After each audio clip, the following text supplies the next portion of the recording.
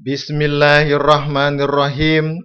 Saudara-saudaraku yang berbahagia, Assalamualaikum warahmatullahi wabarakatuh. Apabila kita perhatikan di lingkungan masyarakat yang kecil, antara satu keluarga dengan keluarga yang lain, satu tetangga dengan tetangga yang lain, nah, pastinya mereka ada yang mengetuainya. Siapa dia? Ya, yang disebut dengan ketua rukun tetangga, Bapak RT atau Ibu RT. Kemudian dalam lembaga yang agak lebih besar, ya, di lembaga pendidikan nih, di sebuah sekolah ada guru matematiknya, ada guru IPA-nya, ada guru IPS-nya. Nah, di antara mereka ada yang mengepalainya. Siapa dia? Ya, kepala sekolah. Kepala sekolah. Kemudian di dunia polisi nih, ketentaraan, hormat ya kepada tentara polisi. Ya, di dunia ketentaraan, dalam sebuah batalion ada yang memimpinnya, ada komandannya, ya. Siapa dia? Komandan batalion, ya, komandan batalion. Jadi dari lingkup masyarakat kecil, besar, lebih besar juga ada yang mengetuainya, yang mengepalainya. Sebuah negara ada kepala negaranya, ada rajanya, ada presidennya. Intinya, betapa pentingnya seorang pemimpin, ketua, imam, ya. Begitu juga di dalam dunia agama, ya, agama Islam nih. Apakah kita tidak perlu adanya seorang pemimpin? Apakah kita tidak perlu seorang imam? Kita agama Islam juga, ya, kita umat Islam sangat mendambakan adanya seorang pemimpin, seorang imam, sebagaimana halnya di zaman Rasulullah Shallallahu Alaihi Wasallam. Baginda Rasulullah Shallallahu Alaihi Wasallam saat itu menjadi pemimpin, menjadi imam. Sepeninggal beliau kemudian diganti oleh khalifahnya. Itu adalah pemimpin-pemimpin kita. Nah, apakah kita sekarang perlu adanya seorang pemimpin? Perlu adanya seorang imam? Ya, kita sangat perlu. Kenapa? Karena kalau tidak ada imam, tidak ada pemimpin, adalah seperti halnya anak ayam yang kehilangan induknya, ya.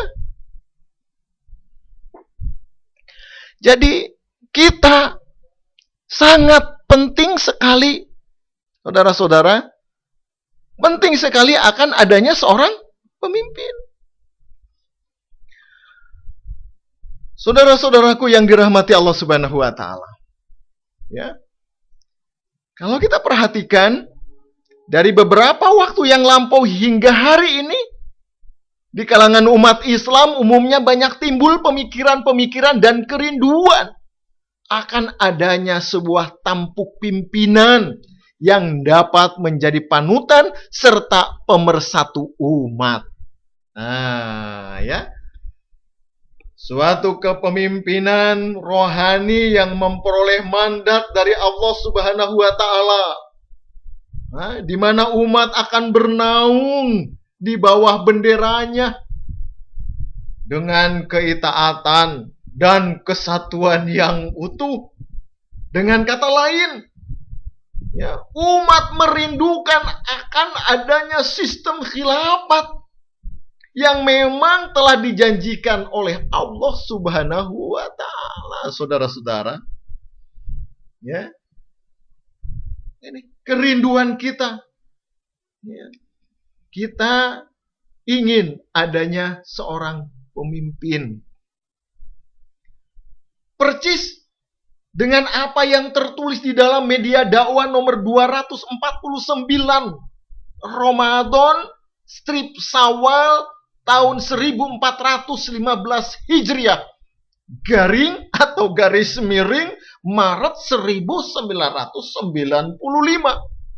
Ya, dimuat di dalam sebuah karangan serta berita dengan judul Khilafat Suatu Keharusan.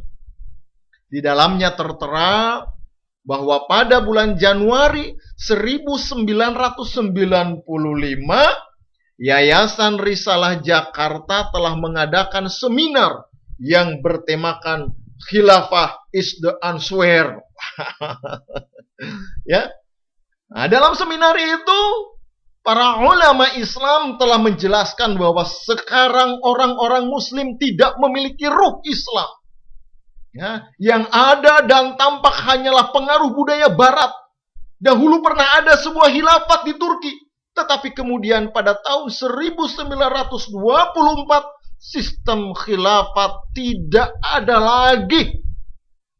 Tertelan oleh dominasi sistem pemerintahan sekuler yang sistem pemerintahan sekuler Turki.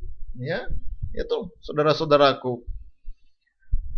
Nah, kita bertanya, apakah memang saat ini masih perlu adanya khalifah? Ya, saat ini masih perlu adanya seorang pemimpin, saudara-saudara. Kita lihat di dalam janji Allah Subhanahu wa taala berkenaan dengan khilafat di dalam surah An-Nur. Ya. Ayat yang ke-56 Allah Subhanahu wa taala berfirman, A'udzubillahi minasyaitonirrajim. Bismillahirrahmanirrahim. Wa'adallahu alladhina amanu minkum wa amilus solihati la yastakhlifannahum fil ard kama stakhlafal ladzina min qablihim wa la yumakkinanna lahum dinahum alladzi irtadalahum wa la yubaddilannahum min ba'di khaufihim amna ya'budunani la yusyrikuna bi syai'a wa man kafara ba'da dzalika fa ulaika humul fasiqun. Dan Allah Subhanahu wa taala telah berjanji kepada orang-orang yang beriman di antara kamu dan yang mengerjakan amal soleh, bahwa Dia pasti akan menjadikan khalifah di antara mereka di muka bumi, sebagaimana Dia telah menjadikan khalifah bagi orang-orang sebelum mereka.